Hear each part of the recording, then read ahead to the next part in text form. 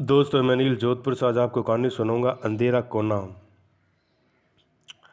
हमारे कॉलेज के बगल में एक था। हॉस्टल रहता था जिसका नाम मीर हॉस्टल ब्लॉक था। इस साल के जून माह में हम सभी स्टूडेंट की बिल्डिंग चेंज हुई। हमको बरगू हॉस्टल ब्लॉक में शिफ्ट होना था। वो एक अच्छी हॉस्टल थी। वह 5 मंजिल की थी और हम सबको 5वीं मंजिल पर कमरे दिए गए थे। वहाँ दो दो लिफ्ट थी जिसके कारण हमारा आना जाना अच्छा रहता था। हमारी हॉस्टल के पीछे एक छोटा सा कमरा था जिस पर हमेशा से ताला लगा रहता था। हमारे रेक्टर और मेरी कॉलेज के professor doctor Subodh Patil sir ने उस कमरे में जाने से मना किया था। उन्होंने कहा था कि उस कमरे में कभी भी नहीं जाना, न उसे खोलने की चेष्टा करना। मुझे नई हॉस्टल में मज़ा आता था लेकिन पुरानी हॉस्टल याद भी बहुत आती थी। हमारी हॉस्टल का परिसर बहुत बड़ा था। रात को मोबाइल में गाना सुनने के लिए नीचे आता था। एक दिन की बात है, मैं नीचे गया, उस कमरे के पास होकर गुजरा तो मुझे वहाँ कुछ आवाज़ सुनाई दी। मैं उधर नज़दीक गया तो कुछ लड़के कोरस में गाना गा रहे थे, दिल संभल जा जरा फिर मोहब्बत करने चलाए तू। मुझे सुनने में अच्छा लगा। उस समय मैंने देखा कि दरवाजे पर ताला नहीं था लेकिन बाहर से कुंडी लगी हुई थी। मैंने दरवाज़ा खटखटा आवाज़ लगाई, हेलो, कौन है आप लोग? आप अच्छा गाते हैं, मुझे भी ज्वाइन करना है आपको। अंदर से आवाज़ आई, भाई हम लोग आसपास की हॉस्टल से हैं, अंदर से आप भी आ जाइए, ज्वाइन अप। ये सुनकर मैंने दरवाज़ा खोलकर अंदर गया। मुझे लगा किसी ने बाहर से ही मजाक में दरवाज़ा बंद कर दिया। मैंने दरवाज़ा खोला। दरवाज़ा खोलकर जब मैं अंदर गया तो चौंक गया। वह उस कमरे में कोई भी इंसान नहीं था। मैं सोच में पड़ गया, मेरे साथ बात कौन कर रहा था?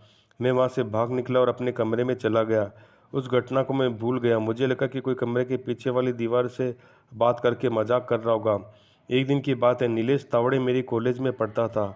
वो मेरा रूममेट भी था। एक दिन दोपहर को वो उठा, उठते उसने मेरी बेड पर खून से सनी हुई लाश दिखी जिसका मुंह बुरी तरह से खराब हो चुका था। वो उठ कर और भागकर दरवाज़ा खोलने के प्रयास करने लगा। दरवाज़ा बाहर से बंद था। वो जोर करने लगा। अचानक दरवाज़ा खुला और सामने मैं खड़ा था। वो मुझसे टकरा कर मुझे गला लगा लिया और रोने लगा। मुझे सारी बात बताई। वहाँ मेरे बेड पर भी कोई लाश नहीं थी। मैंने उसे समझाया, तब जाके वो शांत हुआ। उसके 2 दिन बाद हमारा एक और रूममेट इमरान के साथ भी ऐसा ही हुआ। वो नहाने के लिए गया लेकिन आधे घंटे तक वो बाहर नहीं निकला। फिर अचानक दरवाज़ा जोर से खुला। इमरान भागते हुए बाहर निकला। उसकी सांसें फूल गई थी। मैं और नीलेश दोनों ने उसे पकड़ लिया और बिठाया। उसने बताया कि नहाते समय नल बंद ही नहीं हो रहा था और पानी बाथरूम की छत तक चला गया और इमरान डूबते डूबते बचा और बाथरूम में से दरवाज़ा अचानक गायब हो गया था। वो दीवार आ गई। इमरान का कहना था कि वह बाहर कैसे आया था उसे पता नहीं। थोड़े दिन बाद कमलेश के साथ भी यही हुआ। वो हमारे बाजू वाले कमरे में रहता था और वो लिफ्ट में अकेला नीचे जा रहा था। तब लिफ्ट जोर से गिर पड़ी और इस तरह नीचे जा रही थी कि मानो हमारे हॉस्टल में 30-35 मंजिल हो और वो ऊपर से नीचे जा रही हो। उसे महसूस हुआ कि लिफ्ट में के बुर्जे उड़ गए लेकिन फिर उसे एहसास हुआ कि लिफ्ट सलामत है। एक दिन मैं हमारे रेक्टर सर के पास गया और डॉक्टर सुबोध को मैंने डरते डरते सारी बात बताई। उनको मैंने ये भी बताया कि वो दरवाज़ा मैंने गलती से खोल दिया। ये सुनकर सब हैरान रह गए लेकिन अजीब बात यह थी कि उन्हें गुस्सा बिल्कुल भी नहीं किया। उन्होंने परेशान होते हुए कहा कि अब इस चीज़ का एक ही सॉल्यूशन है, तुम खुद उस दरवाजे के पास जाओ, इसे बंद कर दो, बाकी कुछ करना नहीं है। मैंने बिल्कुल वैसा ही किया। उस कमरे के पास गया तो मुझे फिर से वो गाने की आवाज़ आने लगी और मुझे कोई बुलाने लगा। अंदर से आवाज़ आई कि कमरा बंद मत करो, हमें अच्छा नहीं लगता, तुम भी अंदर आ जाओ, मज़ा आएगा। अरे आओ ना यार, मेरे पैर थर थर काँपने लगे। मैंने दरवाज़ा बंद कर दिया, फिर से कुंडी लगा दी। फिर वो गाने की आवाज़ आने लगी। ऐसे ही वहाँ से भाग निकला। मैंने फिर से सुबोध सर के पास आकर वो बात कही तो उन्होंने कहा कि वह 2 ग्रुप हुआ करते थे। वो 2 ग्रुप हमेशा झगड़ा करते थे। एक दिन वहाँ उस कमरे में कुछ लोग गाना गा रहे थे।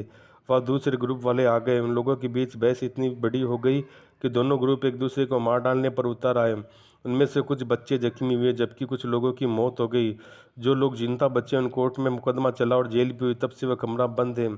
मैंने वाला ताला लगाया था, कोई ना कोई ताला तोड़ देता है। मुझे भी पता नहीं चल पाया कि कौन है वो। अब भी कमरा मत खोलना। मैं फिर से वहाँ चला गया।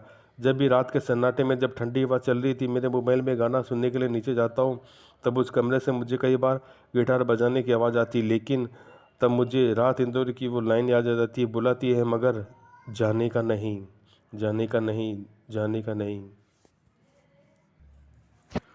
सपना या सच? मम्मी, रोहन तेज स्वर में चिल्लाता उठ बैठा। उसके चेहरे पर डर के मारे पसीना आ गए थे। उफ, कितना डरावना सपना था। मैं उस 20 मंजिला बिल्डिंग से नीचे कूद गया। लेकिन क्यों? मैं अनजान जगह में क्यों गया? क्यों मुझे मरने की जरूरत पड़ी? केस छोड़ो, सपना ही तो था, सपने में भी कभी सच होते भला।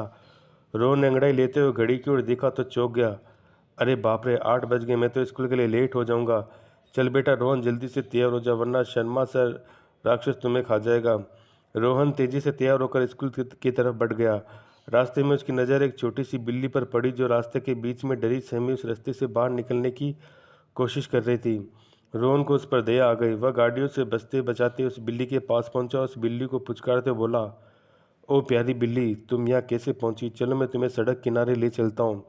बिल्ली कुछ देर तक रोहन के पास आने से डर रही थी, लेकिन थोड़ी देर में रोहन के पास चली गई। रोहन उसे गोद में उठाकर जैसे ही मुड़ा, अचानक एक कार तेजी से उसके पास आकर तेजी से ब्रेक मारते हुए रुकी।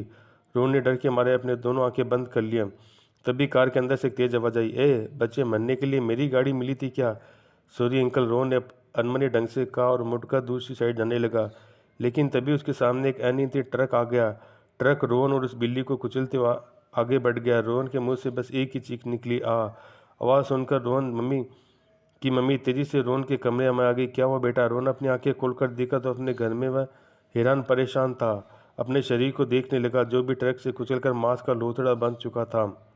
मम्मी क्या हुआ बेटा? कोई बुरा सपना देखा क्या? रोहन, सपना? मैं सपना देख रहा था, लेकिन मम्मी मैं तो पहले ही बोलती थी कि रात में भूतिया फिल्में ना देखा कर, लेकिन तुम मेरी बात सुनता कहाँ है?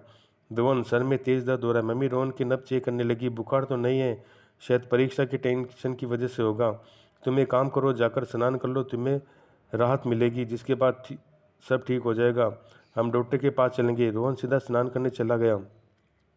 ऐसे कैसे हो सकता है यार? वो बिल्कुल सपना हकीकत जैसा लग रहा था। रोहन याद करते बोला, अरे यार बस भी कर, इतनी देर से तू यही सोच रहा है। वो बस एक सपना था, कुछ नहीं। सपने हकीकत जैसे ही लगते हैं, लेकिन सपने कभी सच नहीं होते। रोहन, तुम यही कह रहे हो यार? समन, अच्छा ये बात बता, छुट्टी के बाद मूवी देखने चलेगा? रोहन, ठीक है, पर मूवी कौन सी है? समन, एनाबेले कम होम, मज़ा आएगा। कब से इस फिल्म का इंतजार कर रहे थे। रोहन, नहीं यार आज नहीं। समन, क्यों, क्या हुआ, डर गया क्या? रोहन, किसी से डरता नहीं, छुट्टी के बाद देखते कौन डरता है। यूँ ही ना मर्दों वाली ये बात। शाम का समय, रोहन और समन सिनेमा के अंदर बैठे हुए थे। उनके हाथ में पॉपकॉर्न, चिप्स और कोल्ड ड्रिंक्स थे। फिल्म शुरू हुई। फिल्म के सीन काफ़ी डरावने चल रहे थे। एनाबेल की गुड़िया केस से आज़ाद हो चुकी थी। रोहन के चिप्स खत्म हो गए। उसने समन के चिप्स लेने के लिए उसकी तरफ हाथ बढ़ाया तो उसमें से कुछ अजीब महसूस किया। समन की सीट पर कोई लड़की बैठी हुई थी। रोहन ने उसकी तरफ देखा तो डर के मारे कांप गए। उसके बगल में एक चुड़ैल बैठी हुई थी। रोहन वहाँ से तेजी से भागना चाहता था, लेकिन डर के मारे उसके पैर वही जम गए। वही वह चुड़ैल रोहन की देखे जा रही थी। रोहन अपनी पूरी ताकत के साथ उठा और वहाँ से भागने लगा, लेकिन जैसे उस कमरे के दरवाजे के पास पहुंचा, अचानक से सामने वह चुड़ैल आ गई और एक तेज धार वाले चाकू से रोहन का गला काट दिया। रोहन दर्द के मारे वही गिर पड़ा। वह चीखना चिल्लाना चाहता था, लेकिन उसके मुंह से कोई आवाज़ें नहीं आ रही थी।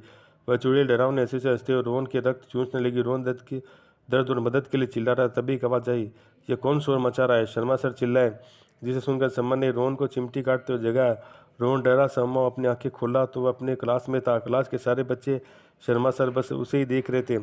शर्मा सर, रोहन अगर तुम्हें पढ़ना नहीं तो घर में ही रहा करो, क्योंकि यहाँ सोने में से तुम्हें ना सही बाकी स्टूडेंट को परेशानी होती है। रोहन सॉरी सर बोलते हुए क्लास से बाहर निकल गया और विद्यालय के मैदान की ऐसी जगह पर जहाँ पर कोई ठीक से उसे नहीं देख सकता वहाँ बैठ गया। तभी पीछे उसके कंधे पर किसी ने हाथ रखा। रोहन चौंक कर पीछे देखा तो स्वाति थी। उसे देखकर रोहन के आंसू आ गए। रोहन स्वाति के सीने से लग गया। स्वाति, मुझे पता नहीं है मेरे साथ क्या हो रहा है, मैं परेशान हो गया हूँ। ये सुनकर स्वाति ने रोहन को शांत कराया। ओके रिलैक्स, सब ठीक है, मुझे बताओ तुम्हारे साथ क्या हो रहा है। रोहन रोहन ने स्वाति को सारी बात बताई। मुझे समझ नहीं आ रहा है सपना है हकीकत। सपने के ऊपर सपना है, उसके ऊपर एक और सपना, लेकिन मुझे पता है सपना नहीं है, ये हकीकत है। कोई तो जो मेरे साथ ऐसा कर रहा है, मगर कौन? स्वाति बोलती है, तुम्हें आराम की जरूरत है रोहन, घर जाकर सो जाना, सब ठीक हो जाएगा। रोहन, नहीं स्वाति, तुम मेरी बात नहीं समझ रही। रोहन की बात बीच में तोड़कर स्वाति तेज आवाज में बोली, मैं बोल रही हूँ ना, घर जाकर सो जाओ। रोहन ने सुनकर स्वाति की तरफ देखा तो एक बार फिर उसकी आत्मा काम जाती है। स्वाति की जगह वह चुड़ैल बैठी हुई थी जो उस थिएटर में थी। रोहन डर कर भागने लगा, लेकिन उस चुड़ैल ने उसके पैर पकड़ लिए, जिससे रोहन के मुंह के बल गिर गया। यही उसका सर पत्थर से टकरा गया, जिससे वह बेहोश हो गया। कुछ देर बाद उसे होश आया तो उसे सांस लेने में तकलीफ हो रही थी। उसने आंखें खोला तो सांसें वही अटक गई। उसकी छाती पर वही चुड़ैल बैठी हुई थी। रोहन के होश आते ही चुड़ैल रोहन की और कुटिल मुस्कान के साथ देखते हुए रोहन की छाती छीनने लगी और मजे से खाने लगी। वही रोहन दर्द के मारे चिल्लाने लगा, बचाओ बचाओ, कौन हो तुम, प्लीज़ मुझे छोड़ दो। ये सुनकर किसी ने रोहन को जोर से हिलाया। रोहन उठो, तुम ये क्या बोल रहे हो? रोहन ने आंखें खोलकर देखा तो उसके सामने स्वाति उसे जगाने की कोशिश कर रही थी। रोहन तेजी से उससे दूर हट गया। दूर दूर चुड़ैल मुझसे कहकर रोहन आज तेजी से भाग गया। ये क्रम निरंतर चलने लगा। यह क्या हो रहा है मेरे साथ? मेरा दिमाग फट रहा है, मैं पागल होता जा रहा हूँ, मेरे साथ क्या हो रहा है?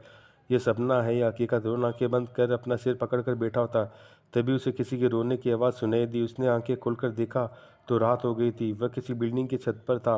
उसने आवाज़ की तरफ देखा तो एक लड़की कोने में बैठी रो रही थी। रोहन धीरे धीरे उसके पास गया। क्या हुआ तुम्हें? तुम ऐसे क्यों रो रही हो? कौन हो तुम? यहाँ कैसे बैठी हो? ये सुनकर वह लड़की बोली, मेरा नाम यामिनी है, मैं यहाँ पर अपने आप नहीं आई। मुझे आज सुबह से अजीब अजीब सपने दिखाई दे रहे, लेकिन ये कोई साधारण सपना नहीं है। एक सपने के ऊपर दूसरा सपना, दूसरे के ऊपर तीसरा, तीसरे के ऊपर चौथा, ऐसे करके हजारों सपने के बीच में फंस गई। अब पता नहीं चल रहा ये जो हो रहा है वो सपना है या हकीकत। रोहन यह सुनकर चौंक गया। क्या तुम्हारे साथ भी यही हो रहा है? मेरे साथ भी बिल्कुल यही हो रहा है। मैं सब इन बातों से परेशान हो चुका हूँ। ये सुनकर वो लड़की बोली, अब मुझे पता नहीं मुझे क्या करना है। मैं सपने से बाहर निकलने का रास्ता मिल गया। रोहन, क्या सच में? मुझे बताओ। यामिनी बोली, मेरे पीछे। यामिनी खड़ी हुई छत की बिल्कुल किनारे पर खड़ी हो गई, जिसे देखो रोहन बोला, अरे संभल कर, तुम गिर जाओगी। यामिन, यही तो वो रास्ता है जिससे हम सपने से बाहर निकल सकते हैं। रोहन, नहीं, इससे तो हम मर जाएंगे। यानी यामिनी, ये तो सपने में मेरे याद करो, आज हम हमारो हजारों बार मर चुके हैं। हर कोई पल न कोई हमारी मौत का कारण बन रहा है। रोहन सोचते हो मैंने पहले इस पर बात पर ध्यान नहीं दिया रामिनी, लेकिन हम मारे गए। हमने स्वयं मरकर सपने और हकीकत भी बुलबुले से बाहर निकल सकते हैं। रोहन कुछ बोलता इससे पहले यामिनी ने छलांग लगा दी। रोहन नीचे की ओर देखने लगा, लेकिन अंधेरे की वजह से कुछ दिखाई नहीं दिया। रोहन वापस लौटने लगा, तभी नीचे से आवाज़ आई, रोहन, यह तुम क्या कर रहे हो? क्या तुम हर पल ऐसे ही मरना चाहते हो? तुम पागल हो जाओगे।